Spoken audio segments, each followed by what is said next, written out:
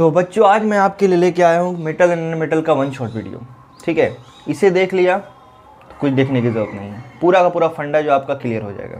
तो ध्यान से देखिएगा। तो सबसे पहले हम लोग देखेंगे मेटल बेसिक डेफिनेशन पहले देख लेते हैं। Metal non metal metal white क्या होता है। तो पूरे पीरियोडिक टेबल में 118 एलिमेंट है, तो उसमें से जो मोस्टली 91 जो है मेटल है, 19 नॉन मेटल और मेटल वाइट हो गया 8 पीस। ठीक है, तो ये सब आपको जानने की जरूरत नहीं है। आपको क्या याद रखना, मेटल क्या होता है। The element which form cation, cation मतलब positive ion, by losing electron, यानी वैसा एलिमेंट जो इलेक्ट्रॉन का लॉस करके, इलेक्ट्रॉन का दान करके पॉजिटिव आयन बना दे, केटाइन बना दे, उसको हम लोग कहते हैं मेटल। यानी इलेक्ट्रॉन का दान ही होता है, इसके पास इलेक्ट्रॉन ज़्यादा है तो इलेक्ट्रॉन का दान करके क्या बनाएगा, केटाइन बनाएगा, पॉजिटिव आयन बनाएगा, इसीलिए इसको क्या कहते हैं, मेटल कहते हैं। जैसे फॉर एग्जाम्पल सोडियम ने एक इलेक्ट्रॉन का लॉस करके Na+ बनाया तो केटाइन बन गया। कैल्शियम ने भी एक इलेक्ट्रॉन का, 2 इलेक्ट्रॉन का लॉस किया, ठीक है, Ca+2 बन गया, +2 आ गया। तो इलेक्ट्रॉन का लॉस करके जो केटाइन बनाया, पॉजिटिव आयन बनाया, उसको मेटल बोलता है। अब ये लॉस क्यों करता है, गेन कौन क्यों करता है, तो ये हम लोग आगे बॉन्डिंग में देखेंगे। ठीक है, अब बताइए जब इलेक्ट्रॉन का जो लॉस करता है तो याद है आपको बताया तो उसको ऑक्सीडेशन कहते हैं। यानी मेटल क्या हो रहा है, ऑक्सीडेशन कर रहा है, और जो ऑक्सीडेशन करता है उसको कौन एजेंट कहते हैं, रिड्यूसिंग एजेंट कहते हैं। यानी metal act as reducing agent, याद रखना है इसको। ठीक है, इंपॉर्टेंट है। मेटल जनरली सब सॉलिड स्टेट में होता है एक्सेप्ट मरकरी, माराकरी, Hg जो कि लिक्विड स्टेट में होता है। क्या होता है, लिक्विड स्टेट में होता है। नेक्स्ट देखेंगे नॉन मेटल। नॉन मेटल क्या होता है, द एलिमेंट विच फॉर्म अनायन, अनायन मतलब निगेटिव आयन बनाता है। क्या बनाता है, निगेटिव आयन बनाता है। ठीक है, बाय गेनिंग इलेक्ट्रॉन, इलेक्ट्रॉन का गेन करके, इलेक्ट्रॉन का गेन करके निगेटिव आयन बनाता है, उसको क्या बोलेंगे, नॉन मेटल बोलेंगे। तो जैसे कि आप एग्जांपल देख सकते हैं, क्लोरीन में देखेंगे तो क्लोरीन ने एक इलेक्ट्रॉन का गेन किया, इलेक्ट्रॉन का गेन किया है, और इलेक्ट्रॉन का गेन करके बन गया Cl-। क्या बन गया है, Cl-। और दूसरी तरफ देखेंगे आप, ऑक्सीजन ने 2 इलेक्ट्रॉन का गेन किया है, ऑक्सीजन ने 2 इलेक्ट्रॉन का गेन किया है और गेन करके बन गया है O-2। क्या बन गया है, O-2। ठीक है, और जो इलेक्ट्रॉन का गेन करता है उसका क्या होता है, रिडक्शन होता है। क्या होता है, रिडक्शन होता है। यानी रिडक्शन हो रहा है किसका, नॉन मेटल का, और जिसका रिडक्शन होता है उसको कौन एजेंट बोलते हैं, उसे कहते हैं हम लोग ऑक्सीडाइजिंग एजेंट। कौन एजेंट कहते हैं, ऑक्सीडाइजिंग एजेंट। नॉन मेटल जो होता है वो सॉलिड भी होता है, लिक्विड भी होता है और गैस भी होता है, लेकिन एक ही नॉन मेटल है पूरे पीरियोडिक टेबल में जो लिक्विड स्टेट में पाया जाता है, दैट इज ब्रोमीन। याद रखना है ऑब्जेक्टिव के लिए। एक मेटल है दैट इज मरकरी जो लिक्विड स्टेट में होता है पूरे पीरियोडिक टेबल में, और एक नॉन मेटल है दैट इज ब्रोमीन जो कि लिक्विड स्टेट में होता है। ठीक है, आखिरी आपका मेटलॉइड। मेटलॉइड क्या होता है, ये दोनों तरफ से होता है। जैसे क्रिकेट वगैरह में आपने देखा होगा, है ना, कि जैसे मान लो कि 13 खिलाड़ी हैं, मान लो 13 लोग हैं खेलने के लिए आए हैं, 6 इधर चल गया, 6 इधर, तो एक ठो अकेला बच गया, तो उसका जोड़ा नहीं बना तो क्या करें, दोनों तरफ से खिला देते, दोनों तरफ से फील्डिंग, दोनों तरफ से बैटिंग, है ना। तो उसी तरह से मेटलॉइड के अंदर कुछ प्रॉपर्टी मेटल का प्रेजेंट होगा, कुछ प्रॉपर्टी नॉन मेटल का प्रेजेंट होगा, यानी दोनों का प्रॉपर्टी शो करेगा दोनों तरफ से, उसको क्या बोलेंगे, मेटलॉइड बोलेंगे। ठीक है, तो याद रखना है 8 जो है पूरे पीरियोडिक टेबल में 8 मेटलॉइड होते हैं, boron, silicon, germanium, arsenic, antimony, tellurium, polonium, एस्टेटिन। ठीक है, चलिए अब हम लोग आगे बढ़ते हैं। अब मैं आपको मेटल और नॉन मेटल का फिजिकल प्रॉपर्टी बताने वाला हूँ, उन दोनों में क्या डिफरेंस है। ठीक है, ध्यान से समझिएगा। मेटल के बारे में कहा जाता है, मेटल जो होता है मैलिएबल और डक्टाइल होता है। मैलिएबल और डक्टाइल का मतलब क्या होता है, 2 प्रॉपर्टी होता है, एक होता है मैलिएबिलिटी और एक होता है डक्टिलिटी। मैलिएबिलिटी और डक्टिलिटी का मतलब क्या है, मैलिएबिलिटी मतलब किसी चीज़ को आपने देखा होगा, जैसे कि आप एल्यूमिनियम का फॉइल देखा होगा, हॉर्लिक्स का डब्बा खोलेंगे तो ऊपर में लगा रहता है, या फिर आप चिप्स कुरकुरे वगैरह जो आता है उसका पैकेट आपने देखा होगा, पतला सा शीट में रहता है, तो सब क्या एल्यूमिनियम का होता है ना। या आप कंटेनर देखा होगा जिसमें आपने नूडल्स वगैरह खाया होगा, तो पैकिंग वगैरह में दो देता है कंटेनर वगैरह, है ना, चाउमीन वगैरह हो गया या मंचूरियन वगैरह, तो सब उस तरह से कैसे बना होगा, तो एक पतले से शीट में चेंज हो जाता है, वो एक्चुअली में एल्यूमिनियम का फॉइल होता है। तो बनता कैसे है, वही बनता है इसी प्रॉपर्टी का, इसको बोलते हैं मैलिएबिलिटी, और जिसके अंदर ये प्रॉपर्टी होगा उस सब्सटेंस होंगे मैलिएबल। ठीक है, और अपने वायर वगैरह देखा होगा, तार वगैरह जनरली मेटल का होता है, तो वो तार के फॉर्म में कैसे चेंज हो जाता है, उस प्रॉपर्टी को कहते हैं डक्टिलिटी। और जिसके अंदर ये प्रॉपर्टी होता है उसे कहते हैं डक्टाइल। तो मेटल को हम लोग हैमरिंग करेंगे, हथौड़े से पीटेंगे तो बिना टूटे हुए शीट में चेंज हो जाएगा, खींचेंगे स्ट्रेच करेंगे तो आसानी से वायर में चेंज होगा, ड्रॉन हो जाएगा इजिली इनटू वायर। तो ये प्रॉपर्टी कहलाता है मेलिएबिलिटी एंड डक्टिलिटी, और ये दोनों चीज़ मेटल में पाए जाते हैं, इसीलिए मेटल को मेलिएबल और डक्टाइल कहते हैं, ठीक है। जबकि नॉन मेटल में जस्ट अपोजिट है, ना ही ये मेलिएबल होता है ना ही डक्टाइल होता है, नाइदर मेलिएबल नॉर डक्टाइल। तो दोनों के लिए एक वर्ड आता है इट इज ब्राइटल, ये ब्रिटल होता है, क्या होता है, ब्रिटल होता है, ना ही मेलिएबल होता है ना ही डक्टाइल। इसको पीटोगे या खींचोगे तो टूट जाएगा, ना ही शीट में चेंज होगा ना ही वायर में चेंज होगा, ठीक है। मोस्ट मेलिएबल डक्टाइल गोल्ड को कहा जाता है, लगभग 1 ग्राम गोल्ड से लगभग हम जो है 2 किलोमीटर वायर बना सकते हैं, ठीक है। मेटल जो होता है गुड कंडक्टर होता है हीट और इलेक्ट्रिसिटी का, यानी उससे इलेक्ट्रिसिटी भी अच्छे से पास होता है और हीट को भी अच्छे से पास करता है। इसीलिए देखो बर्तन वगैरह जो होता है ना, यूटेंसिल्स वगैरह, वो मेटल का बनाया जाता है ताकि अच्छे से हीट पास हो और खाने को मिले और अच्छे से एकदम टेस्टी फूड बने, है ना। जबकि नॉन मेटल क्या है, it is bad conductor of heat and electricity. लेकिन इसमें एक्सेप्शन में भी आता है, एक्सेप्शन में क्या आता है, आपका ग्रेफाइट आ गया, एक नॉन मेटल है, कार्बन का इलेक्ट्रॉप से, लेकिन ये क्या होता है, गुड कंडक्टर होता है इलेक्ट्रिसिटी और हीट का, समझ आ रहा है। मेटल में देखेंगे एक चमक होता है, एक शाइनिंग अपीयरेंस दिखता है, उसका सरफेस चमकदार भड़कदार होता है, तो ये लश्चरस होता है, उसको बोलते हैं, उस प्रॉपर्टी को लश्चर। मेटल के अंदर होता है मेटालिक लश्चर, एक चमक होता है, जबकि नॉन मेटल में कोई चमक नहीं होता, फीका एकदम डल लगता है। हाँ, एक्सेप्शन में है आपका, क्या है आपका, आयोडीन। आयोडीन एक नॉन मेटल है, याद रखना, आयोडीन क्या है, नॉन मेटल है, लेकिन ये क्या है, लश्चरस होता है, ठीक है ना, इस बात को याद रखना। मेटल जनरली हार्ड होता है, हार्ड मतलब समझते हैं, किसी सब्सटेंस को एक दूसरे पे रगड़ेंगे तो एक दूसरे को कितना स्क्रैच कर रहा है, रगड़ मार रहा है, उसको कहते हैं उसका हार्डनेस, ठीक है ना, कड़ा होता है आम बोलचाल में बोले तो। जबकि नॉन मेटल जनरली सॉफ्ट होता है, इसमें भी एक्सेप्शन आता है, डायमंड। डायमंड क्या है, नॉन मेटल है, कार्बन का इलेक्ट्रॉप है, लेकिन हार्डेस्ट नेचुरल सब्सटेंस कहा जाता है, ठीक है। मेटल का टेंसाइल स्ट्रेंथ हाई होता है। टेंसाइल स्ट्रेंथ मतलब जैसे कोई चीज़ को आप देखेंगे, किसी चीज़ पे आपने वजन लटकाया, वेट दिया, तो वेट को सहने का उसके अंदर एक क्षमता हो। जैसे एक रस्सी लिया, रस्सी में छोटा सा ढेला बांधा ईटा, तो देखेंगे वो आसानी से जो है उसको बियर कर जाएगा, उस वजन को झेल लेगा। लेकिन बड़का सा अगर धाड़ा बांध दे तो रस्सी टूट जाएगा।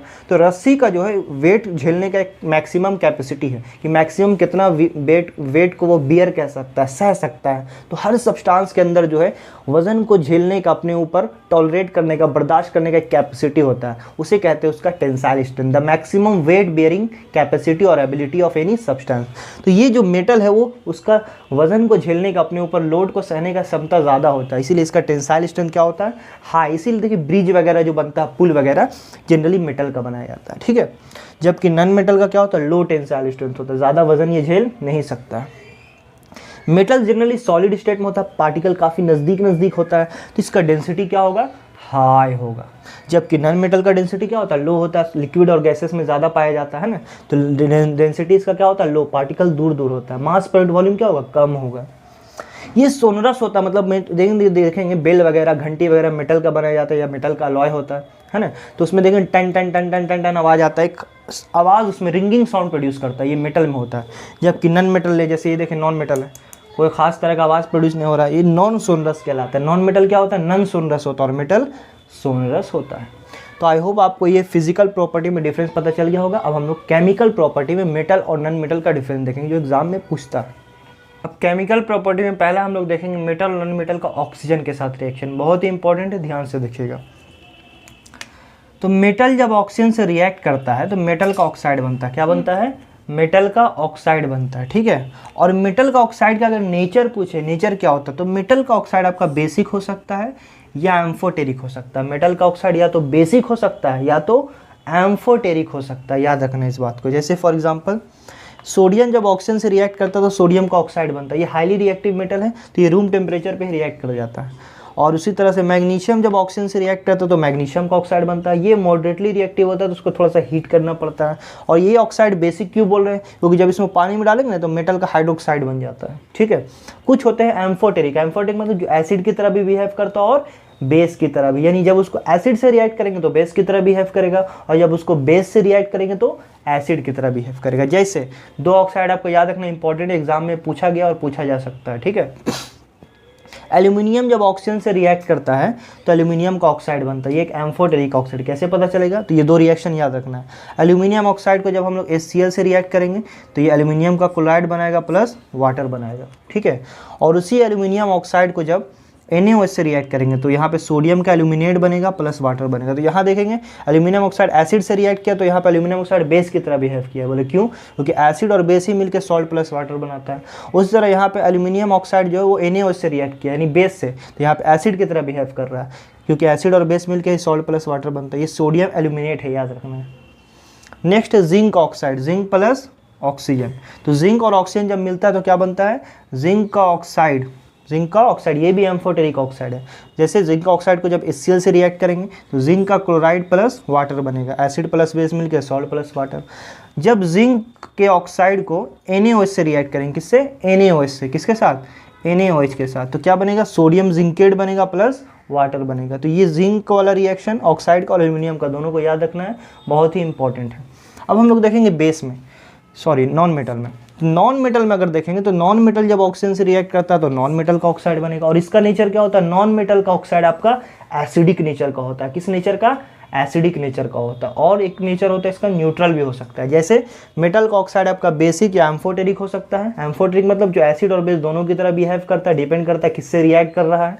और नॉन मेटल का ऑक्साइड आपका एसिडिक नेचर का होता है या न्यूट्रल हो सकता है। जैसे देखेंगे कार्बन और ऑक्सीजन, कार्बन एक नॉन मेटल है तो ऑक्सीजन से रिएक्ट के बनता है कार्बन डाइऑक्साइड। ये क्या है? एसिडिक ऑक्साइड है। बोले कैसे सर? तो जब CO2 को वाटर में डालेंगे तो यहाँ देखिए एसिड का फॉर्मेशन हो गया H2CO3, कार्बोनिक एसिड। ठीक है। उसी तरह से हाइड्रोजन देखेंगे, नॉन मेटल है, जब ऑक्सीजन से रिएक्ट करता है तो हाइड्रोजन का ऑक्साइड बनता है वाटर। और ये एक न्यूट्रल ऑक्साइड होता है। क्या होता है? Neutral oxide. अगला देखेंगे सल्फर जब ऑक्सीजन से रिएक्ट करता है तो सल्फर डाइऑक्साइड बनता है। ये एक एसिडिक ऑक्साइड। बोले कैसे? SO2 को जब वाटर से रिएक्ट करेंगे, पानी में मिलाएंगे तो क्या बनेगा? H2SO3, सल्फरस एसिड बनेगा। क्या बनेगा? Sulphurous acid. ठीक है। तो ये आपका था मेटल और नॉन मेटल का ऑक्सीजन के साथ रिएक्शन और उसका नेचर याद रखना। मेटल ऑक्साइड बेसिक और एम्फोटेरिक होता है। एम्फोटेरिक में दो याद रखना, एल्यूमिनियम ऑक्साइड और जिंक ऑक्साइड, और दोनों का एसिड और बेस के साथ रिएक्शन। उसी तरह नॉन मेटल का जब ऑक्सीजन से रिएक्ट करते हैं तो नॉन मेटल का ऑक्साइड बनता है। ये भी आपका क्या होता है? नॉन मेटल ऑक्साइड आपका एसिडिक और न्यूट्रल होता है। इसको याद रखना है। तो चलिए आगे बढ़ते हैं। अगला रिएक्शन देखेंगे हम लोग मेटल का वाटर के साथ। किसके साथ? मेटल का वाटर के साथ। ठीक है। तो देखिए मेटल जो वाटर के साथ रिएक्ट करता है दो तरह से। एक तो या तो मेटल हॉट या कोल्ड वाटर से रिएक्ट करेगा, या तो एक मेटल स्टीम के साथ रिएक्ट करेगा, स्टीम, भाप। ठीक है। तो पहले हम लोग देखेंगे मेटल का वाटर के साथ हॉट या कोल्ड वाटर के साथ। तो जो हाईली रिएक्टिव होता है ना, हाईली रिएक्टिव, जो रिएक्टिविटी सीरीज में ऊपर की तरफ था, ठीक है, तो वो जो है आपका कोल्ड वाटर से भी रिएक्ट कर जाता है, जैसे सोडियम, पोटेशियम, कैल्शियम वगैरह। तो जैसे देखिए पोटेशियम कोल्ड वाटर से रिएक्ट करेगा तो पोटेशियम का हाइड्रोक्साइड प्लस हाइड्रोजन बनेगा। जब भी मेटल कोल्ड या हॉट वाटर से रिएक्ट करेगा तो मेटल का हाइड्रोक्साइड और हाइड्रोजन गैस रिलीज होगा। ठीक है, याद रखिएगा। तो ये वाटर के साथ रिएक्ट करके पोटेशियम का हाइड्रोक्साइड प्लस हाइड्रोजन बनाया। सोडियम वाटर के साथ रिएक्ट करके सोडियम का हाइड्रोक्साइड प्लस हाइड्रोजन बना। कैल्शियम वाटर के साथ रिएक्ट करके कैल्शियम का हाइड्रोक्साइड प्लस हाइड्रोजन बना। ये सभी कोल्ड वाटर से रिएक्ट कर जाता है। ठीक है ना। अब इसमें दो सवाल आपसे पूछा जा सकता है एग्जाम में, और पूछा गया है। ठीक है, ध्यान समझिएगा। Why sodium metal react violently with water. Sodium metal जो है खतरनाक तरीके से एकदम वायलेंटली रिएक्ट क्यों करता है?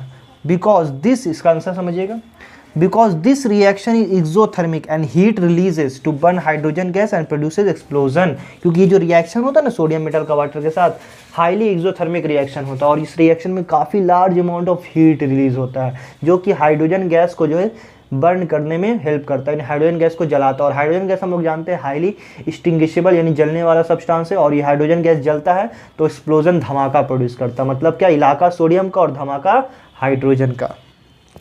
नेक्स्ट देखेंगे कैल्शियम, एक और क्वेश्चन पूछता है, why calcium metal start floating on surface of water. यानी वाटर में जब उसको रिएक्ट कराएंगे तो कैल्शियम मेटल क्या होता है, कोई धमाका नहीं होता, वो आके थोड़े समय बाद जो है वाटर के सरफेस पे तैरता है, फ्लोट करता है। क्या करता है?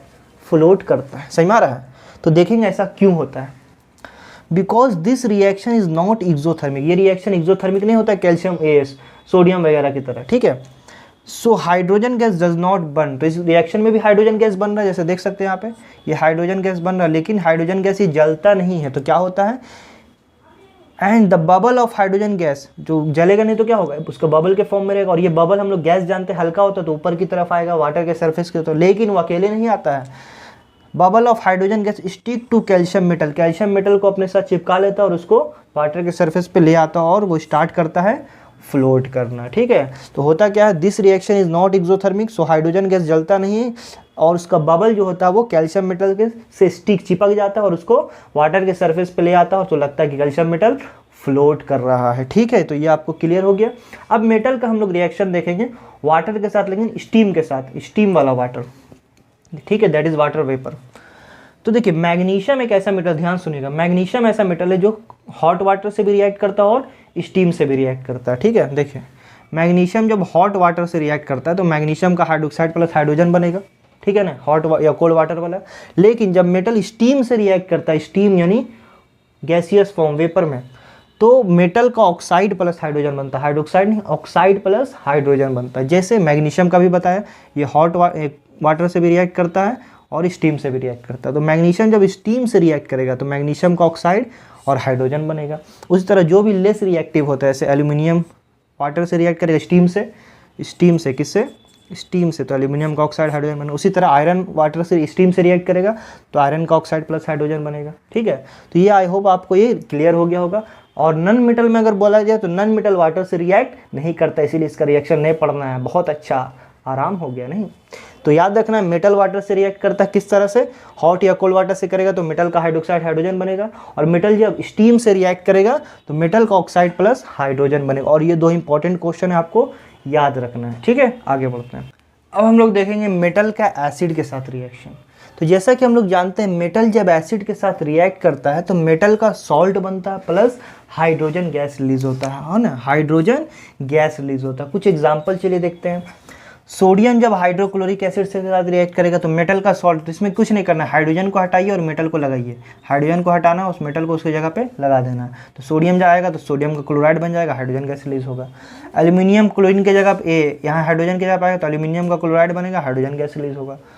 कॉपर HCl के साथ रिएक्ट करेगा तो कॉपर का क्लोराइड आएगा, हाइड्रोजन गैस। क्या आप ऐसा सोच रहे हैं? बिल्कुल गलत सोच रहे हैं आप, कोई रिएक्शन नहीं होगा क्योंकि हाइड्रोजन से नीचे आता है कॉपर। रिएक्टिविटी सीरीज में क्या है, copper is below the hydrogen in reactivity series, therefore it does not displaces hydrogen from the acid, so this reaction doesn't occur.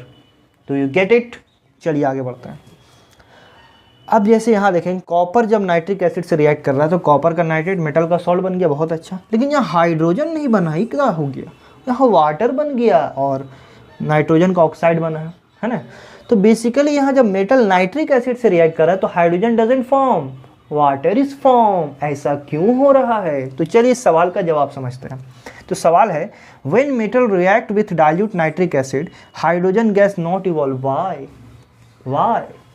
तो देखिए इसका जवाब क्या है, nitric acid is strong oxidising agent. Nitric acid क्या होता है, स्ट्रॉन्ग ऑक्सीडाइजिंग एजेंट होता है। तो ये क्या करता है, ऑक्सीडाइजिंग एजेंट दूसरे को ऑक्सीडाइज करता है। तो जो हाइड्रोजन गैस बनता है ना, as soon as hydrogen gas is form, hydrogen तो बनता है लेकिन रिएक्शन में क्या करता है कि हाइड्रोजन गैस को ऑक्सीडाइज करके वाटर में चेंज कर देता है। क्या कर देता है, वाटर में चेंज कर देता है, because nitric acid is strong oxidising agent. इस बात को याद रखना है, ठीक है। इसीलिए यहाँ हाइड्रोजन को वाटर में चेंज कर दिया। लेकिन ये इंपॉर्टेंट रिएक्शन, इसको याद रखना है। मैग्नीज, ठीक है, मैग्नीज एक ऐसा मेटल है जो नाइट्रिक एसिड से रिएक्ट करके हाइड्रोजन गैस रिलीज करता है। इस बात को भी याद रखना है। मैग्नीज जब नाइट्रिक एसिड से रिएक्ट करता है, पूछ जगह बताइए, give an example of the reaction and the metal which react with nitric acid release hydrogen. तो ये रिएक्शन याद रखना है। मैग्नीज नाइट्रिक एसिड रिएक्ट करके मैग्नीज का मिनी मेटल का सॉल्ट बनेगा और हाइड्रोजन गैस रिलीज होगा। अब एक छोटा सा रिएक्शन, डिस्प्लेसमेंट रिएक्शन, आपने चैप्टर 1 में पढ़ा होगा। डिस्प्लेसमेंट रिएक्शन क्या होता है, जिंक जैसे हाईली रिएक्टिव जो मेटल होता है, highly reactive metal, highly reactive जो है लेस रिएक्टिव मेटल को क्या करता है, उसके सॉल्ट से डिस्प्लेस करता है। तो जिंक और कॉपर सल्फेट में जब रिएक्शन होगा तो जिंक हाई रिएक्टिव है, तो जिंक क्या करेगा, कॉपर सल्फेट में से कॉपर को हटाएगा और जिंक का सल्फेट प्लस कॉपर बन जाएगा। आयरन हाईली रिएक्टिव होता है कॉपर से, तो आयरन क्या करेगा, कॉपर सल्फेट से कॉपर को हटाएगा, आयरन का सल्फेट प्लस कॉपर बन जाएगा। कॉपर प्लस आयरन सल्फेट ये नहीं होगा क्योंकि कॉपर लेस रिएक्टिव है, कमजोर अकेले रहेगा। तो कॉपर जो आयरन को नहीं हटाएगा, इसीलिए ये रिएक्शन नहीं होगा। तो आई होप आपको यहाँ तक क्लियर हो गया होगा। चलिए आगे बढ़ते हैं। चलिए कुछ और इम्पोर्टेंट कंसेप्ट समझते हैं। जैसे कि एक टर्म आता है एक्वारीजिया। एक्वारीजिया क्या होता है, एक्वारीजिया? तो देखिए इट इज़ द मिक्सचर, ये एक मिक्सचर होता है। किसका मिक्सचर होता है, 1 part of concentrated nitric acid, जिसमें नाइट्रिक एसिड एक पार्ट होता है, and 3 part of concentrated hydrochloric acid. एक 1 पार्ट नाइट्रिक एसिड और 3 पार्ट हाइड्रोक्लोरिक एसिड, इन दोनों का मिक्सचर होता है 1:3, याद रखना 1 पार्ट नाइट्रिक होता है और 3 पार्ट हाइड्रोक्लोरिक एसिड। इस मिक्सचर को कहते हैं हम लोग एक्वा रिजिया, इसे रॉयल वाटर भी कहा जाता है। रॉयल वाटर समझ रहे, शाही स्नान, ठीक है।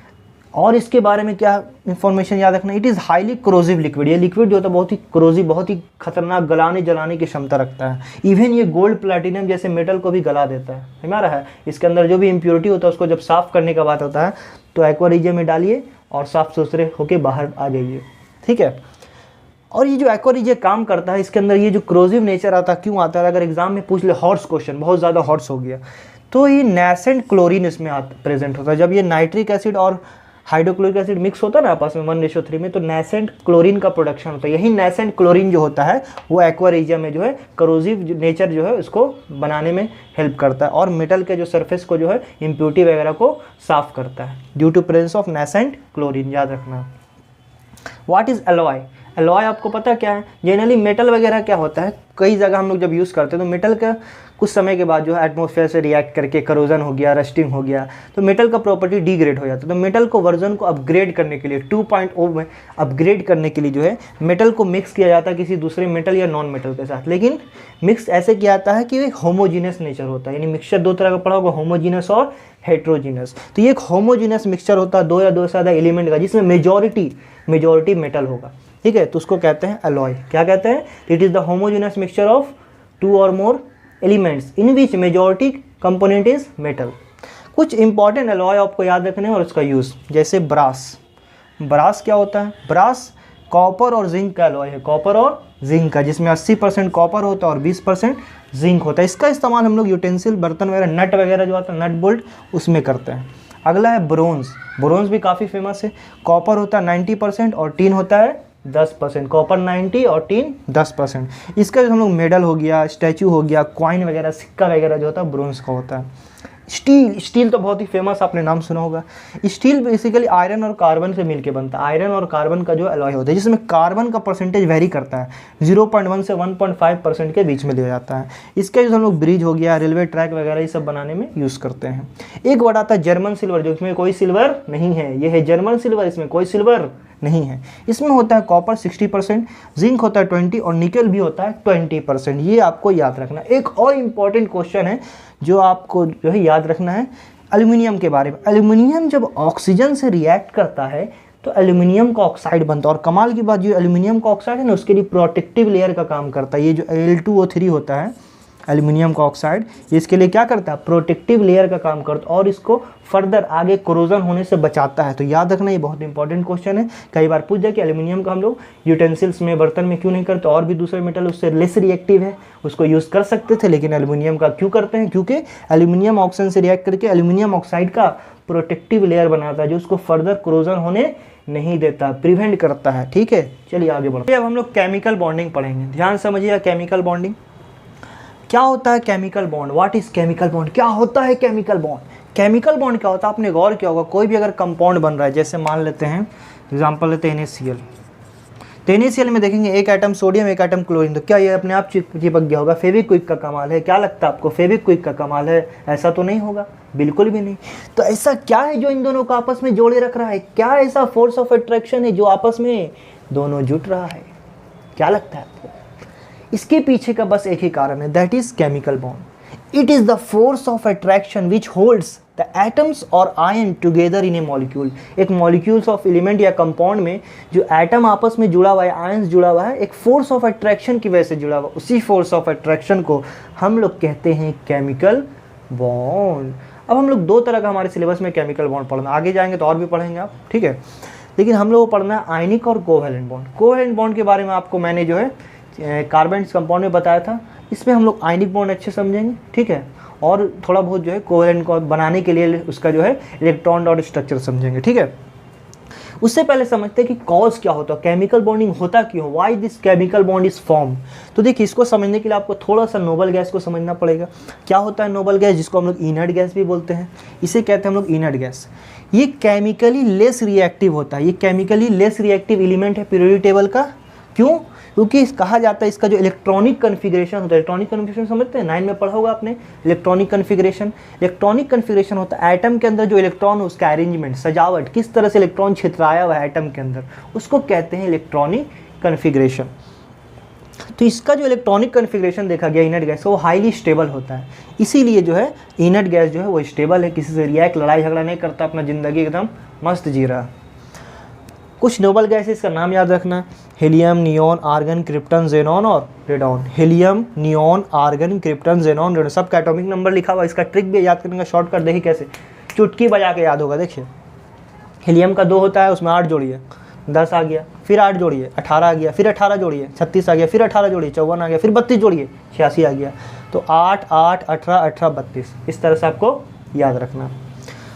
तो यानी क्या पता चला कि जो इनर्ट गैस नोबल गैस होता है, इसका इलेक्ट्रॉनिक कन्फिग्रेशन हाईली स्टेबल है। इसका जो वैलेंस इलेक्ट्रॉन होता है, वैलेंस इलेक्ट्रॉन मतलब सबसे बाहरी शेल में जो इलेक्ट्रॉन होता है, या तो 2 होता है तो 8 होता है। 8 मतलब अपना ऑक्टेट कंप्लीट किया हुआ है, 2 मतलब होता है ड्यूप्लेट कंप्लीट किया हुआ है। तो इसी तरह से जो है दूसरे आइटम में भी होड़ मचा कि हमको भी जो उसी के जैसा बनना, अपने को भी बनना है, अपने को भी अमीर बनना है।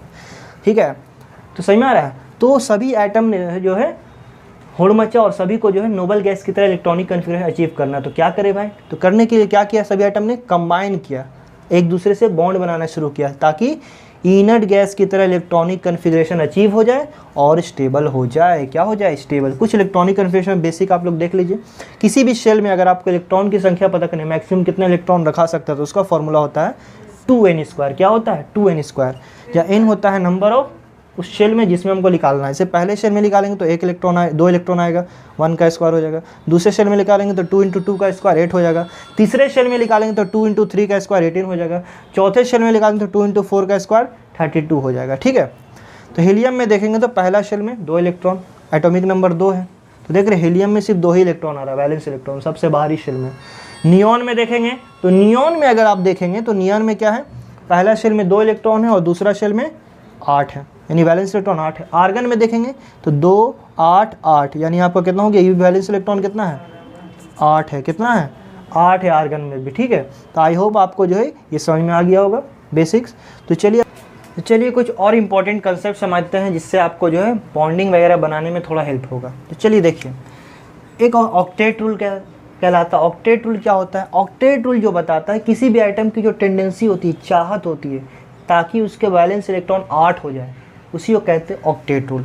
The tendency of an atom to attain maximum of 8 electron in their valence shell, सबसे बाहरी शेल में 8 इलेक्ट्रॉन करने की चाहत, ताकि स्टेबल हो जाए नोबल गैस की तरह, उसी को कहते हैं ऑक्टेट रूल कहते हैं। क्या कहते हैं, ऑक्टेट रूल। अब एक लुईस सिंबल या इलेक्ट्रॉन डॉट रिप्रेजेंटेशन क्या होता है, इससे हम लोग सबसे ज़्यादा आपको कोवैलेंट बॉन्डिंग बनाने में हेल्प होगा, इसको ध्यान समझिएगा। लुईस सिंबल या इलेक्ट्रॉन डॉट रिप्रेजेंटेशन क्या बोलता है, ये कहता है only valence electron participate in chemical bonding, जो भी केमिकल बॉन्ड बनेगा उसमें जो पार्टिसिपेट करेगा, भाग लेगा, वो वैलेंस इलेक्ट्रॉन ही लेता है। वैलेंस इलेक्ट्रॉन मतलब जो सबसे बाहरी शेल में होता है।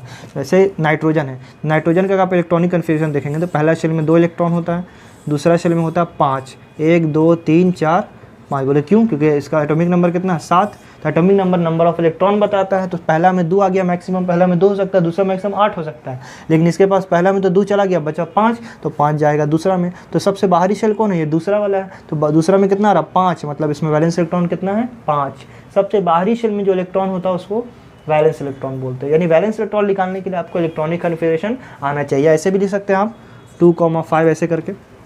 ठीक है, तो चलिए आगे बढ़ते हैं।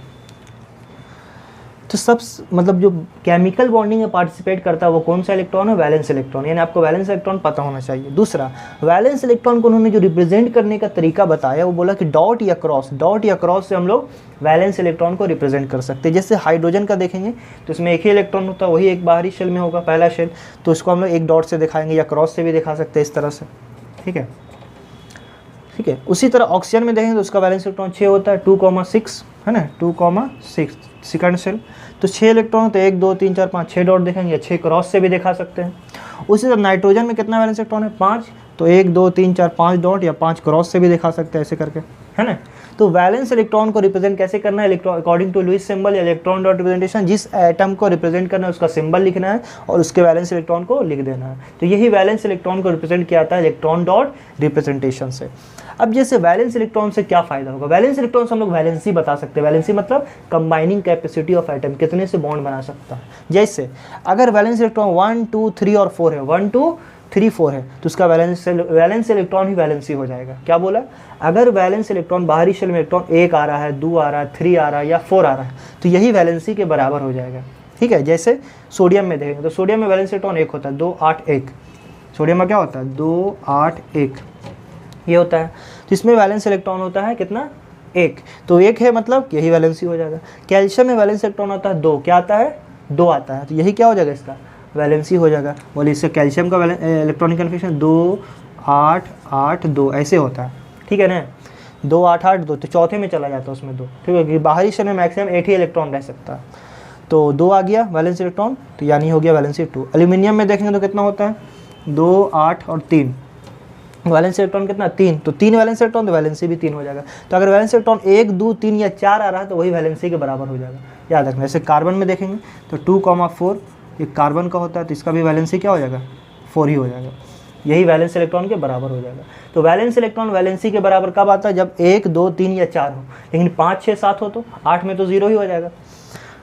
5 6 7 होगा तो क्या होगा, जैसे सोडियम, नाइट्रोजन का वैलेंस इलेक्ट्रॉन 5 होता है, ऑक्सीजन का 6 होता है, क्लोरीन का 7 होता है। अगर हम 4 से ज़्यादा हो रहा है तो उसको कुछ नहीं करना है, जो आ रहा है ना वैलेंस इलेक्ट्रॉन उसको 8 से घटा देना है। अगर वैलेंस इलेक्ट्रॉन 5 6 7 है तो वैलेंसी निकालने के लिए 8 माइनस वैलेंस इलेक्ट्रॉन करना है, वैलेंस इलेक्ट्रॉन को 8 से सब्ट्रैक्ट कर देना है। जैसे नाइट्रोजन में 5 है तो 8 माइनस 5 3, तो वैलेंसी 3 हो गया।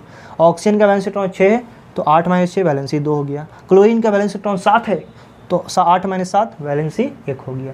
आई होप आपको ये कंसेप्ट क्लियर हो गया। अब हम लोग जो है कोवैलेंट बॉन्डिंग बनाना थोड़ा सीखेंगे। ठीक है, तो ध्यान समझिएगा इसी इलेक्ट्रॉन डॉट रिप्रेजेंटेशन का यूज़ करके।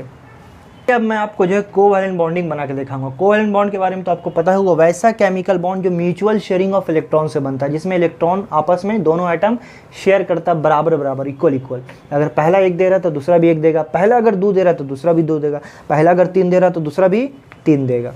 चलिए देखते हैं। तो 3 तरह का जो है आपका कोवैलेंट बॉन्ड बन सकता है, single covalent bond, double covalent bond और triple covalent bond. Single covalent bond कब बनता है, जब एक इलेक्ट्रॉन का शेयर, यानी एक पेयर ऑफ इलेक्ट्रॉन शेयर होता है, यानी पहला एटम और दूसरा एटम दोनों एक एक इलेक्ट्रॉन देगा, तो 2 इलेक्ट्रॉन से मिलकर बनता है single bond. Double covalent bond कब बनेगा, जब 2 पेयर ऑफ इलेक्ट्रॉन का शेयरिंग होगा, यानी पहला भी 2 देगा और दूसरा भी 2, टोटल 4 इलेक्ट्रॉन से मिलकर बनेगा डबल बॉन्ड।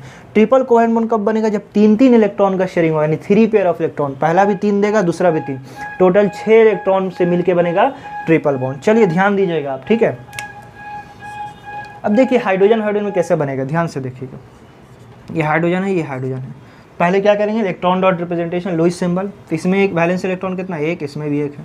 ठीक है, अगले स्टेप में क्या करेंगे, दोनों को पास लाएंगे, पास से आओ, तो चलिए पास लाते हैं। अब क्या करेंगे, दोनों को क्या है भाई, बैलेंस स्टेबल होना है, बॉन्डिंग क्यों बना है, स्टेबल होने के लिए। तो हाइड्रोजन क्या बोलेगा, हमको चाहिए 2, है ना, क्योंकि आउटरमोस्ट इलेक्ट्रॉन कंप्लीट करेगा ड्यूप्लेट, तो ये बोलेगा हम 2 लेके साइड हो जाते हैं। वही हाइड्रोजन भी बोलेगा हम काहे बॉन्डिंग बनाए, हम भी तो फायदे के लिए किया है ना, तो ये भी बोलेगा अच्छा तुम्हारे पास तुम्हारा 2 है तो हमारा भी 2 है, क्योंकि दोनों मिलकर बॉन्ड बनाया है। तो ध्यान से देखेंगे, अब दोनों ये 2 इलेक्ट्रॉन है दोनों में कॉमन हो गया, और जो कॉमन होगा ना उसके जगह पे बॉन्डिंग बना देना है। जितना कॉमन वाला जो दोनों में जो कॉमन आ रहा है उसमें जितना इलेक्ट्रॉन आएगा उसके जगह पे बॉन्डिंग बनाना। तो 2 इलेक्ट्रॉन कॉमन आ रहा है, 2 इलेक्ट्रॉन बताता सिंगल बॉन्ड को, तो यानी हाइड्रोजन में क्या बनेगा, सिंगल बॉन्ड बन जाएगा। ठीक है ना। उसी तरह देखिए ऑक्सीजन में पहले रिप्रेजेंट करते कितना होता है, 1 2 3 4 5 6 होता है। उसी तरह अगले ऑक्सीजन में भी होगा 1 2 3 4 5 6। अब इसके इलेक्ट्रॉन को पास लाएंगे, तो देखिए 2 इलेक्ट्रॉन इधर से देते हैं, 2 इलेक्ट्रॉन इधर से, तो 2 2 इस तरह से, तो अभी उसके पास ही रहेगा। तो 2 इलेक्ट्रॉन इधर से आया, 2 इलेक्ट्रॉन इधर से। अब बोलेगा हमको चाहिए 8, तो क्या करेगा, इधर वाला ऑक्सीजन जो है 8 लेके साइड हो जाएगा, बोलेगा 4 4 8 हो गया। तो ये बोलेगा हम का बेवकूफ़ है, हम भी बॉन्ड बनाया है 8 करने के लिए, तो बोलेगा 4 पहले से है, 2 हम देवे के, तो 2 तुम्हारा भी तो हम मानेंगे कि मेरा है, क्योंकि कब शेयरिंग हुआ है, तो ये भी 8 कर लिया। अब देखेंगे कॉमन में कितना इलेक्ट्रॉन आ रहा है, कॉमन में आ रहा है 4 इलेक्ट्रॉन। कितना आ रहा है, 4 इलेक्ट्रॉन से मिलके कितना बॉन्ड बनता है, 2, तो बना देना है डबल बॉन्ड। ठीक है।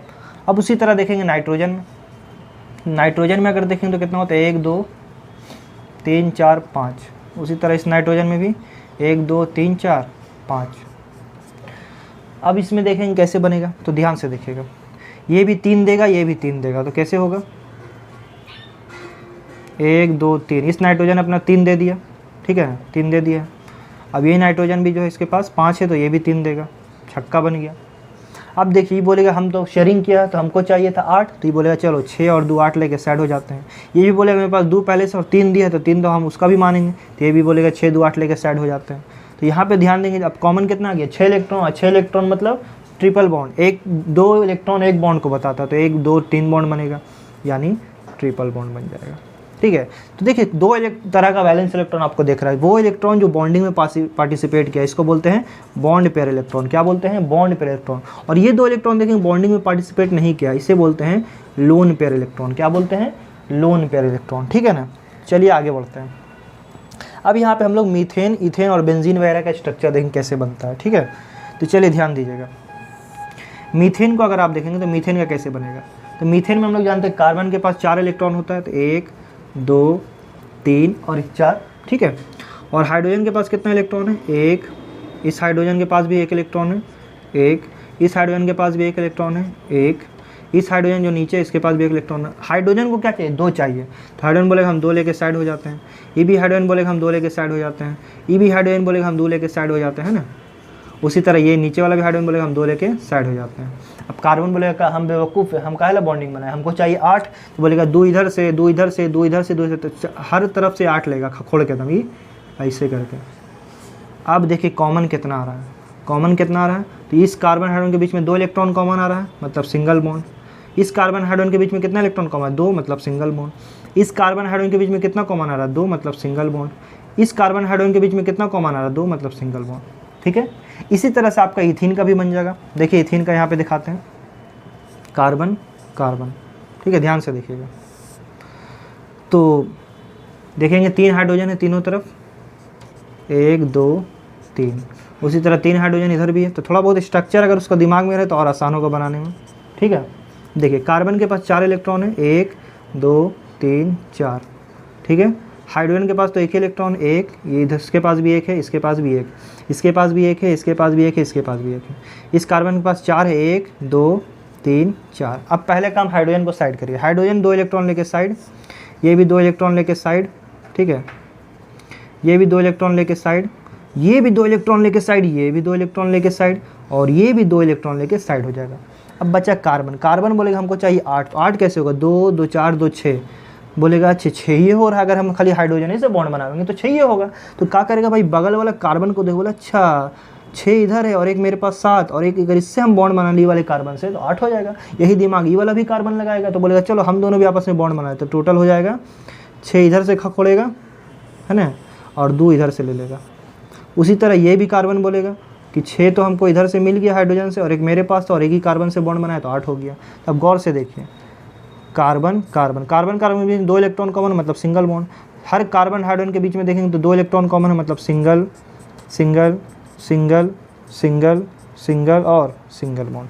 आई होप आपको यहाँ तक क्लियर है। कुछ इंपॉर्टेंट स्ट्रक्चर देखते हैं, इसको समझना, एग्जाम में पूछा गया आपको। ठीक है, बेंजीन का आपको इलेक्ट्रॉन डॉट रिप्रेजेंटेशन याद रखना, इंपॉर्टेंट एग्जाम में आ सकता है। ठीक है, ध्यान से देखिएगा।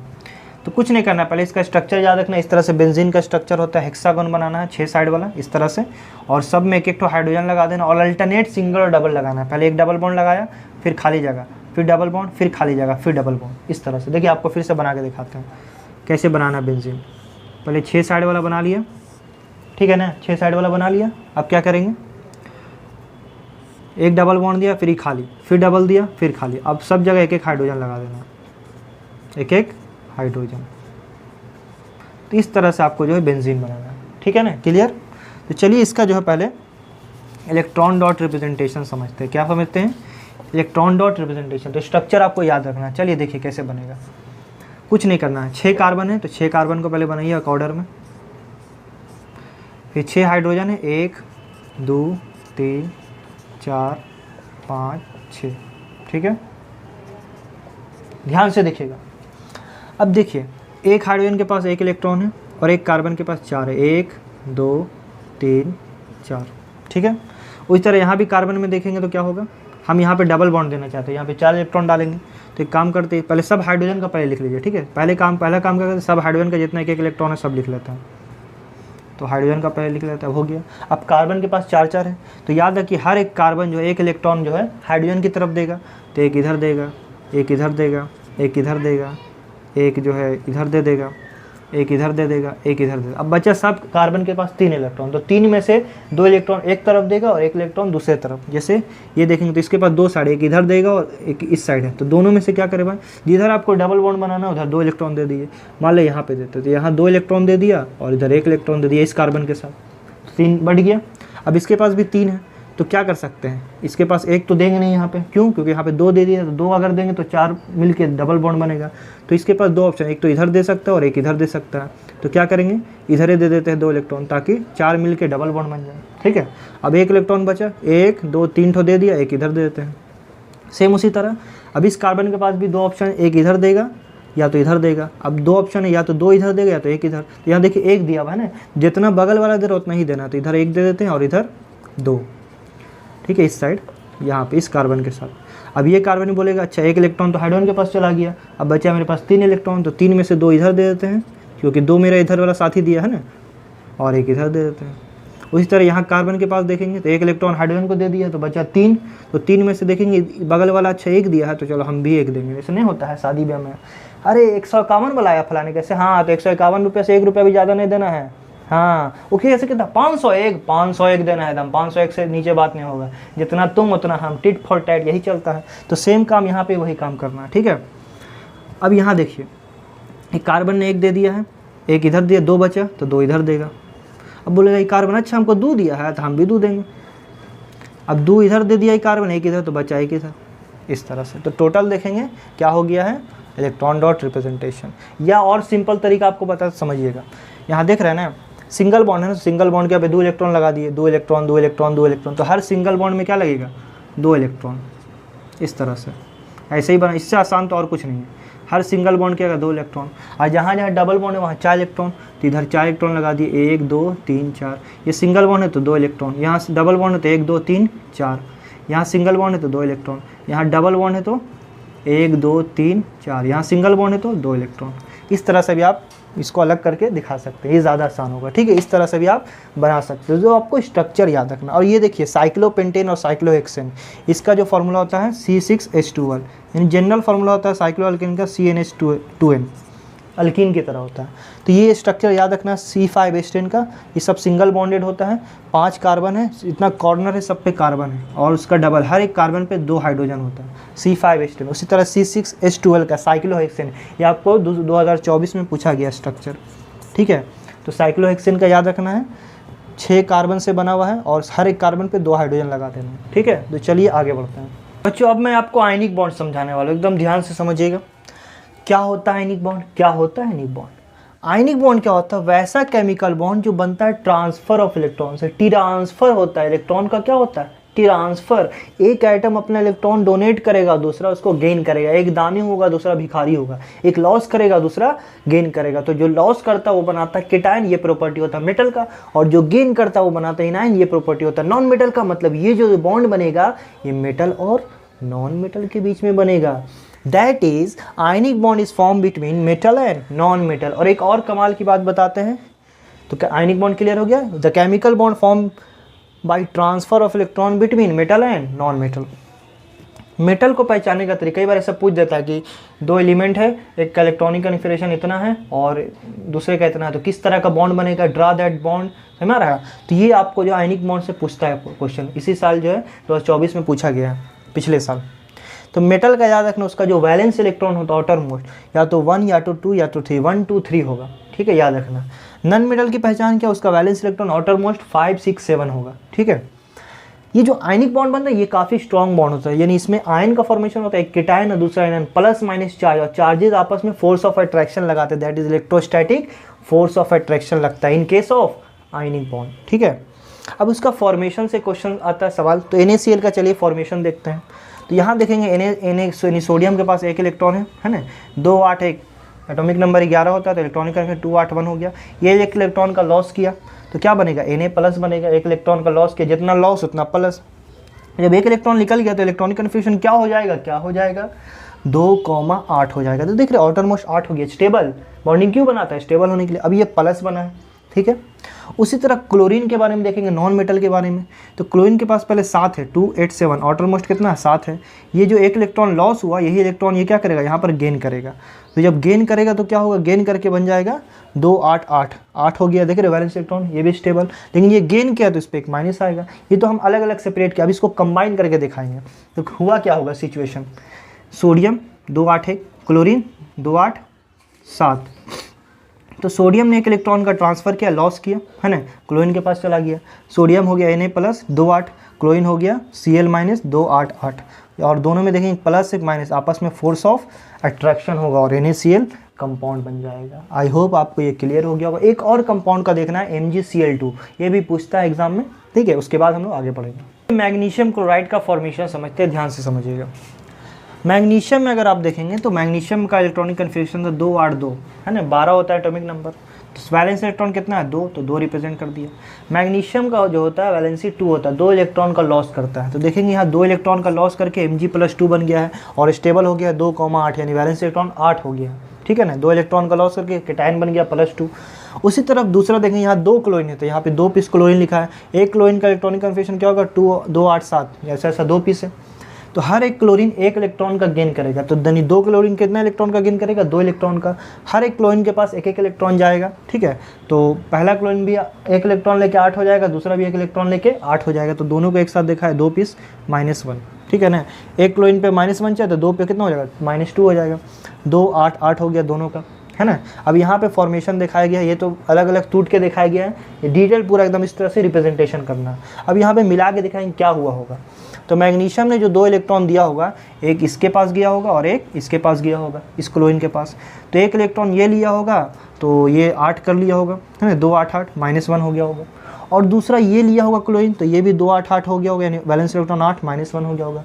मैग्नीशियम ने ओवरऑल 2 इलेक्ट्रॉन का लॉस किया तो Mg+2 हो गया, 2 8 2 से 2 8 हो जाएगा। ये 2 8 7 से 2 8 8 हो गया, 2 पीस है, एक इसके पास गया एक इसके पास, तो टोटल 2 क्लोरीन माइनस बन गया। यहाँ पे Mg+2 हो गया क्योंकि 2 इलेक्ट्रॉन का लॉस किया है। और क्लोरीन 2 पीस है तो 2Cl माइनस हो गया, बाकी इसका वैलेंस इलेक्ट्रॉन दिखा दिया। अब ये प्लस ये माइनस अट्रैक्ट करेगा, फोर्स लगाएगा, फोर्स लगा के बन जाएगा MgCl2 का कंपाउंड। तो आई होप आपको यहाँ तक क्लियर हो गया होगा। तो बच्चों अब मैं स्टार्ट करूँगा आपको मेटलर्जी पढ़ाना। मेटलर्जी क्या होता है, मेटलर्जी तो मेटलर्जी क्या है, it is the process of extraction of metal from ore, यानी जो हम लोग ज़मीन के अंदर जो ओर वगैरह होता है उसको निकालने का, ज़मीन से निकालने का जो पूरा प्रोसेस है, उसको रिफ़ाइन करना। हमारे घरों तक जो भी मेटल पहुंचता है वो ज़मीन के अंदर उस फॉर्म में तो नहीं होता है, तो वो होता है ओर के फॉर्म में। तो उस ओर को ज़मीन से निकालना, उसमें से जो है मेटल को एक्सट्रैक्ट करना, है ना, रिड्यूस करना, रिफ़ाइन करना, ये पूरा का पूरा जो प्रोसेस हम लोग मेटलर्जी के अंदर स्टडी करते हैं। मेटलर्जी जो है 3 तरह से किया जा सकता है। अगर वाटर की मदद से ये प्रोसेस कर रहे हैं तो उसे हाइड्रोमेटलर्जी कहते हैं, अगर हीट की मदद से कर रहे हैं तो पायरोमेटलर्जी, और अगर इलेक्ट्रिसिटी की मदद से कर रहे हैं तो इलेक्ट्रोमेटलर्जी उसको कहते हैं। अब देखिए कुछ टर्म्स है जिसको समझना है, ठीक है ना। इससे एग्जाम में क्वेश्चन तो नहीं पूछेगा लेकिन आपको बेसिक्स क्लियर होना चाहिए। मिनरल्स क्या होता है, मिनरल्स मतलब कि naturally occurring compound of metal, यानी मेटल जो नेचर में जिस फॉर्म में पाया जाता है ज़मीन के अंदर, अर्थ क्रस्ट के अंदर, उसे कहते हैं मिनरल्स। फिर आता है ओर, है ना, गोवाला नहीं, ore. The minerals which contain high percentage of metals and it extracted economically, यानी वैसा मिनरल्स नहीं, और एक तरह का मिनरल्स है, याद रखना, ore is a type of minerals but all minerals are not ore. उस मिनरल्स को ओर कहेंगे जिसके अंदर मेटल का परसेंटेज हाई होगा। क्या होगा, high, as well as high होने से भी काम नहीं चलेगा, उसको एक्सट्रैक्ट करना इकोनॉमिकल हो। इकोनॉमिकल मतलब कम खर्च में निकाला जा सके उसे, ठीक है। कुछ इंपॉर्टेंट टर्म है गैंग। व्हाट इज गैंग, वो वाला गैंग नहीं है। गैंग को हम लोग मैट्रिक्स भी कहते हैं। गैंग मतलब जो ओर के अंदर जो हम लोग निकालते हैं ज़मीन के अंदर से जो हम लोग ओर निकालते हैं उसके अंदर कुछ इम्प्योरिटी होता है। क्या होता है उसके अंदर, इम्प्योरिटी होता है। वो जो इम्प्योरिटी होता है उस इम्प्योरिटी को कहते हैं गैंग या मैट्रिक्स, ठीक है। उसके बाद वर्ड आता है नगेट्स। नगेट्स क्या होता है, नगेट्स है लम्स ऑफ प्योर मेटल, जो प्योर मेटल यानी ओर के अंदर से इम्प्योरिटी निकाल दिया तो बचा प्योर ओर, तो खाली प्योर मेटल का ओर है, ठीक है, तो उसको कहते हैं नगेट्स। अब मेथड अगर पूछे कि मेटल जो हम लोग मेटलर्जी करते हैं तो मेटलर्जी का क्या क्या प्रोसेस होता है, किन किन स्टेप में जो है परफॉर्म किया जाता है। तो पहला होता है कंसंट्रेशन ऑफ ओर, यानी ओर का कंसंट्रेशन करना। कहने का मतलब ओर के अंदर जो इम्प्योरिटी है, गैंग या मैट्रिक्स, उसको हटाना। अब इसका अलग अलग मेथड होता है जो हम लोग को सिलेबस में नहीं पढ़ना है, ठीक है ना। अलग अलग हैंड पिकिंग हो गया, ग्रेविटी सेपरेशन हो गया, फ्रोथ फ्लोटेशन हो गया, मैग्नेटिक सेपरेशन हो गया, ठीक है ना। ये सब आपको पढ़ना नहीं है, तो और सिलेबस में ये है भी नहीं और पूछा भी नहीं जाएगा, तो इसलिए ज़्यादा टेंशन नहीं लेना है, ठीक है। हैंड पिकिंग समझ रहे हैं, हाथ से जैसे देखते हैं गांव देहात में जो चावल वगैरह होता है तो उसमें खुद्दी वगैरह चूरा जाता है, ये क्या हैंड पिकिंग हो गया, ठीक है। फिर आपका अब बात करें मैग्नेटिक सेपरेशन, तो उसमें मैग्नेटिक और नॉन मैग्नेटिक मटेरियल को जो है एक बेल्ट कन्वेयर से गुजारा जाता है, ठीक है ना। उसके अंदर जो मैग्नेटिक पार्टिकल और नॉन मैग्नेटिक पार्टिकल जो अलग हो जाता है, सेपरेट हो जाता है उसमें घूम घूम के, ठीक है। और ग्रेविटी सेपरेशन क्या होता है, एक जो है कंसंट्रेशन ऑफ ओर लिया जाता है उसमें इम्प्योरिटी के साथ, और उसमें पानी जो है हाई प्रेशर में डाला जाता है, और जो पानी के साथ जो है ओर वगैरह जो है इम्प्योरिटी अलग हो जाता है, ठीक है। और फ्लोट फ्लोटेशन में एक फ्रोथ बनाया जाता है, एक झाग बनाया जाता है, और सल्फाइड ओर के लेके आता है फ्रोथ फ्लोटेशन। ये हो सकता है ऑब्जेक्टिव में पूछ दें, लेकिन चांस कम है, लेकिन फिर भी याद रखना है फ्रोथ फ्लोटेशन सल्फाइड ओर के लिए किया जाता है, ठीक है। चलिए आगे बढ़ते हैं। कंसंट्रेशन ऑफ ओर का जो स्टेप है ये आपको एग्जाम में नहीं आएगा। नेक्स्ट है conversion of ore into oxide, यानी ओर जो है उसको ऑक्साइड में चेंज करना। बोले ओर को ऑक्साइड में क्यों चेंज करेंगे, तो जनरली जो हम लोग ओर पढ़ेंगे दो तरह का ओर जनरली ज़्यादा मिलेगा, एक सल्फाइड ओर और दूसरा कार्बोनेट ओर। सल्फाइड ओर और कार्बोनेट ओर, ये दोनों ओर को हमको ऑक्साइड में चेंज करना। बोले क्यों हम लोग ऑक्साइड में चेंज करें, डायरेक्ट सल्फाइड या कार्बोनेट से मेटल क्यों नहीं ऑब्टेन कर सकते हैं। तो याद रखना ये क्वेश्चन अगर पूछे तो जवाब क्या लिखना है, because the conversion of sulphide और carbonate ore into direct metal is very tedious and very impossible task, ठीक है ना। बहुत काफ़ी मुश्किल है करना, डायरेक्ट मेटल में चेंज करना सल्फाइड और carbonate ore, but to change oxide into metal is very easy. इसीलिए पहले firstly we have to convert sulphide और carbonate ore into oxide and then reduce into metal, ठीक है ना। पहले कार्बोनेट और सल्फाइड को ऑक्साइड में चेंज करेंगे, फिर ऑक्साइड से मेटल में, ठीक है।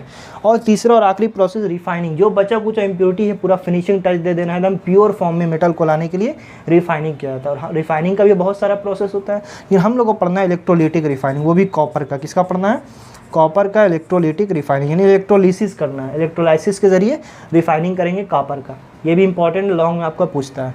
चलिए अब हम लोग बचा कुछ जो टॉपिक उसको देखते हैं। अब मान लीजिए, चलिए अब हम लोग जो है कैल्सिनेशन और रोस्टिंग देखेंगे, क्या होता है कैल्सिनेशन और क्या होता है रोस्टिंग, ठीक है। रोस्टिंग से तो आप लोग वाकिफ़ ही होंगे, है ना। चलिए देखते हैं। तो देखिए मान लीजिए आपको जो है मेटल का जो है ओर मिला।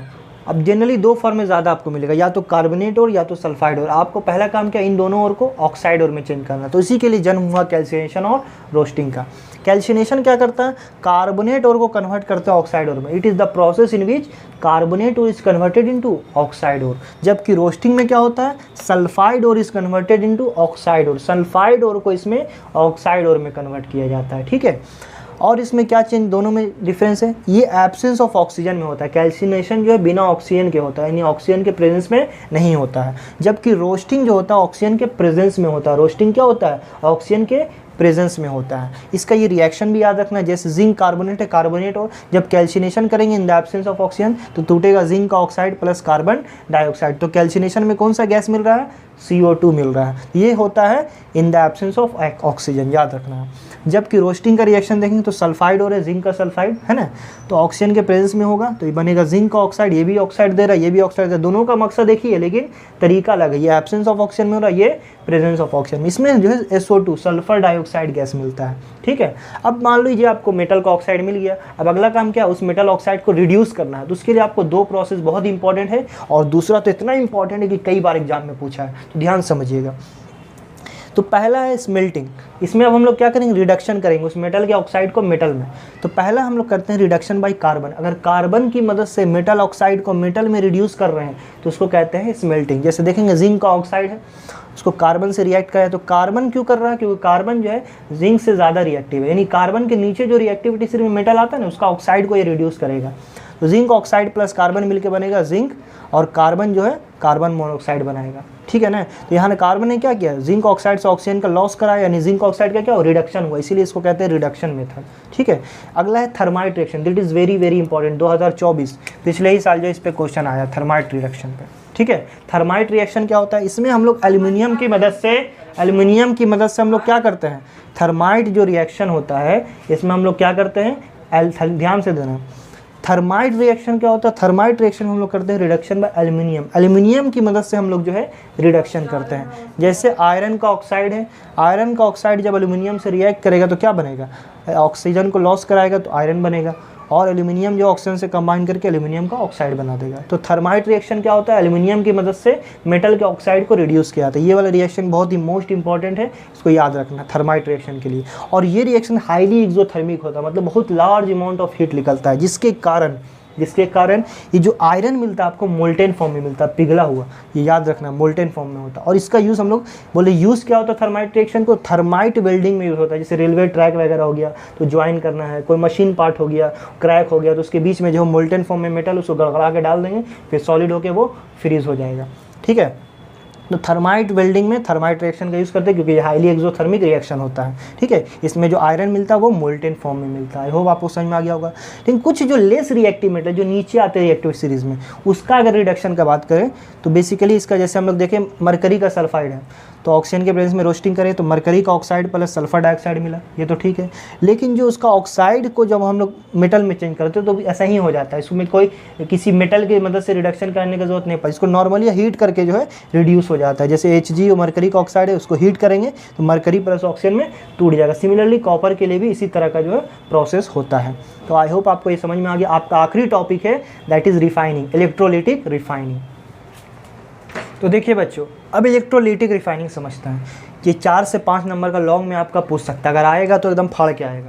ठीक है, तो देखिए पूरा सेटअप इसको अच्छे से समझते हैं। ठीक है, ध्यान समझिएगा।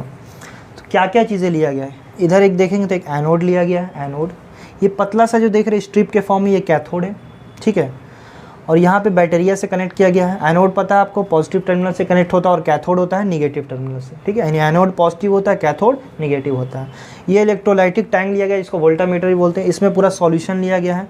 क्या लिया है? Copper sulphate. अब समझिए जिस मेटल का आपको इलेक्ट्रोलाइटिक रिफाइनिंग करना है, जैसे हम लोग को यहाँ पढ़ना कॉपर का, तो एनोड पे क्या लेना है? उस मेटल का इम्प्योर कॉपर लेना है। यानी जैसे कॉपर का कर रहे हैं तो एनोड पे लेंगे इम्प्योर कॉपर, यानी कॉपर प्लस इम्प्योरिटी। अब उस इम्प्योरिटी से उसी कॉपर को निकालना है।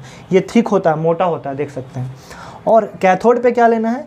प्योर कॉपर लेना है, स्ट्रिप, प्योर कॉपर का स्ट्रिप लेना है। यानी जिस मेटल का यहाँ पे रिफाइनिंग करना है उसी मेटल का प्योर कॉपर लेना है, यानी उसी मेटल का प्योर फॉर्म लेना है। जैसे कॉपर का कर रहे हैं तो यहाँ इम्प्योर कॉपर लेना है, यानी कॉपर प्लस इम्प्योरिटी। जो थिक होगा, मोटा होगा, क्योंकि इसके अंदर इम्प्योरिटी है। और यहाँ पे लेना है कॉपर का प्योर। ठीक है, अब क्या होगा? इसमें जो सॉल्यूशन ले रहे हैं एज एन इलेक्ट्रोलाइट, तो इलेक्ट्रोलाइट में भी जो सॉल्ट लेना है वो उसी मेटल का लेना है। जैसे यहाँ पे कॉपर सल्फेट यूज़ किया जाता है। ठीक है, कॉपर का। अब होगा क्या? जैसे ही बैटरिया से कनेक्ट करेंगे तो पूरा का पूरा जो है करंट वगैरह फ्लो करेगा। ये कॉपर सल्फेट जो इसमें टूटेगा कॉपर आयन में और सल्फेट आयन में। ठीक है, सल्फेट आयन को जो है डिस्चार्ज होने के लिए हाई एनर्जी चाहिए होता है, तो ये जो है अपने एक जगह बैठा रहेगा, ये मूव नहीं करेगा। अब ये जो कॉपर आयन है, कॉपर आयन ये देख रहे हैं यहाँ पर से जो सॉल्यूशन में है वो जाएगा कैथोड की तरफ। किधर जाएगा? कैथोड की तरफ, सॉल्यूशन से। जो कॉपर आयन टूटा है कॉपर सल्फेट से, तो ये देख रहे हैं सॉल्यूशन यानी कैथोड की तरफ जाएगा। क्यों? क्योंकि ये प्लस है तो माइनस की तरफ जाएगा। तो कैथोड पे हम लोग जानते हैं क्या होता है? रिडक्शन होता है। क्या होता है? रिडक्शन मतलब गेन ऑफ इलेक्ट्रॉन। ये जो सॉल्यूशन से कॉपर आयन जा रहा है कैथोड पे, ये 2 इलेक्ट्रॉन गेन करेगा और कॉपर मेटल में चेंज हो जाएगा। समझ में आ रहा है?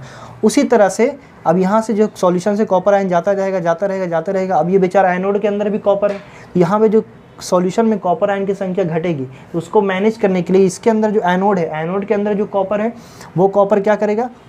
ऑक्सीडाइज होगा। ऑक्सीडेशन मतलब कि 2 इलेक्ट्रॉन का लॉस करेगा इसके अंदर जो कॉपर है, और 2 इलेक्ट्रॉन का लॉस करके कॉपर आयन में चेंज हो जाएगा।